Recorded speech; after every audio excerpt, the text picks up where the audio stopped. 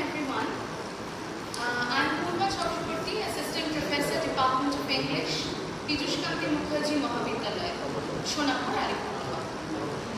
Now, coming to talk on such a controversial topic, almost at the end of a very long day, where we have already listened to really fruitful lectures, meaningful, meaty lectures.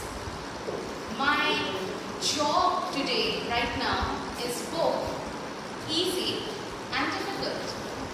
Easy because I can just briefly summarize the entire day's keynote speaker's words, and I can say, okay, that's all. That was my presentation.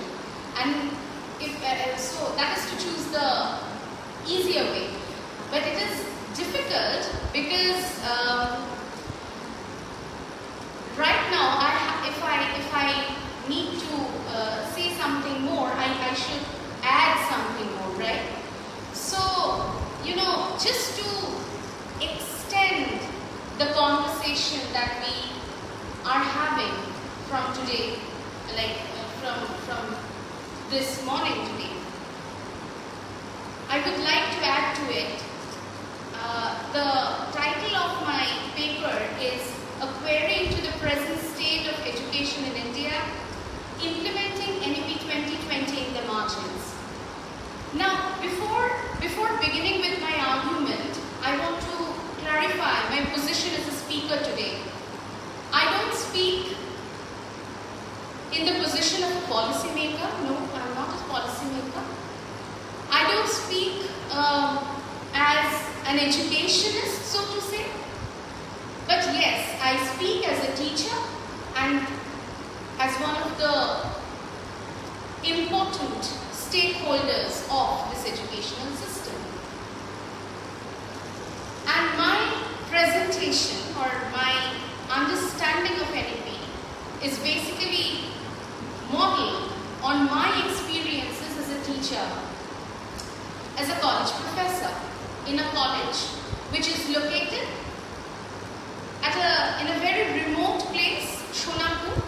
It's 17-18 kilometers away from Alipurduar town, and just a bus ride, and a half an hour bus ride from Alipurduar town will take you to a place which is covered with jungles, superstitions, precarious infrastructure, but yes, still there are students who are willing to study. They come to college, but with this new educational system, with this new promise, things are getting a bit tricky. So with this, I begin my presentation. I won't be long. The new Education Policy 2020 has been issued with the noble intention of rendering access, equity, quality, affordability, accountability. That is the 5 pillars of the policy which would empower the students to flourish and have an all-round development. Rooted in our ancient Indian past, when India had been the seat of learning and culture, the new education policy seeks to bridge the glorious past with the digital present in order to foster a potent future that would create a holistic blend of the antiquarian pulse of amassing knowledge with the cutting-edge pen for implementation. Now the problem is that in a country like India, where food, customs, dress habits, language change at every corner of the street, is it possible to bring everyone under an umbrella, one national policy? Now that is one question. And to answer that, I've made certain observations based, and my sample area is of course Sonapur, where I teach. And it is a marginal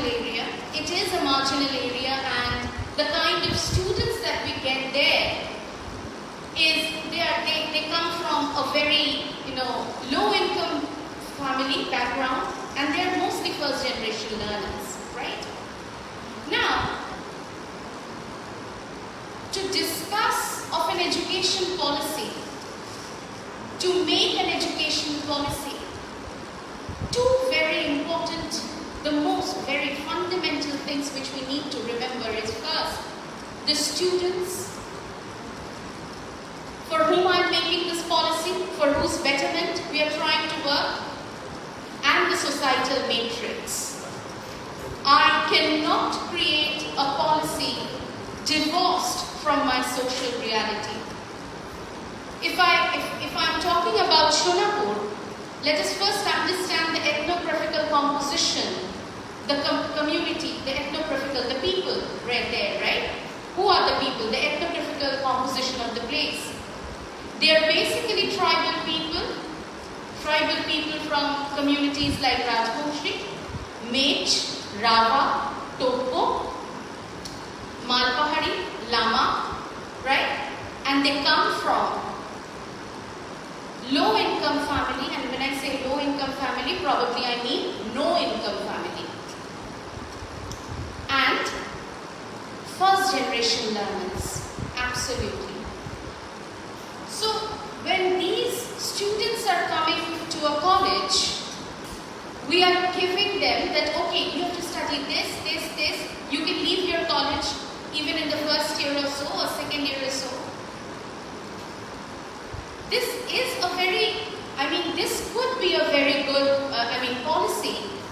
But these students from the margins, they are not well equipped enough to make this decision of their own. Many students have come to me and asked that, ma'am, can I leave the college after first year? I said, yes, you can. Would I be able to get a job? I was silent because I didn't know. I still don't know, right? So creating job opportunities, of course, as Sir you were saying this right now, that yes, probably a person who's leaving out, he or she has a certificate at hand. But are we really creating, a full-fledged development? An educational policy should come from the society that policy wants to benefit. A policy should take into consideration its people, right? So this problem of dropping out, and in the post-COVID times, the colleges, like our colleges from the margins, from remote areas, they are witnessing a serious fall in attendance, student attendance. Primarily because money, the cost of transportation in North Bengal. There are people, sir, there are students in my college for whom per day they need 200 rupees to communicate from their place and come to me. And come to me for what? For a course which they can leave after a year with a certificate which means nothing. Probably they would save up that 200 rupees to bring food to their table. They'll work at some place else, probably go to the field or tea gardens. Why would they come to college? Right? So this is a reality I face every day. This is the challenge I face every day. Right? Okay. So, yes, there is nothing much to nothing new to add, so to say. But yes, I would like to end this conversation on my speech, so to say, because the conversation must continue. I think this is the beginning, and we must be very serious. And if we are to improve our society, not just education, because education minus the society is nothing.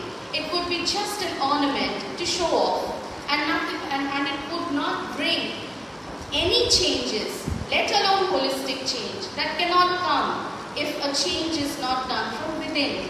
So, and funding and time and much more, you have to think much more about the real stakeholders of this system, that is the students. that is the students and the community and India is a place where regional peculiarities poses a big problem. So it's high time now that we think about the real stakeholders of this policy, that is our students and the society also from where they come, if we want to make this policy a success. That would be all. Thank you. Last presentation, please.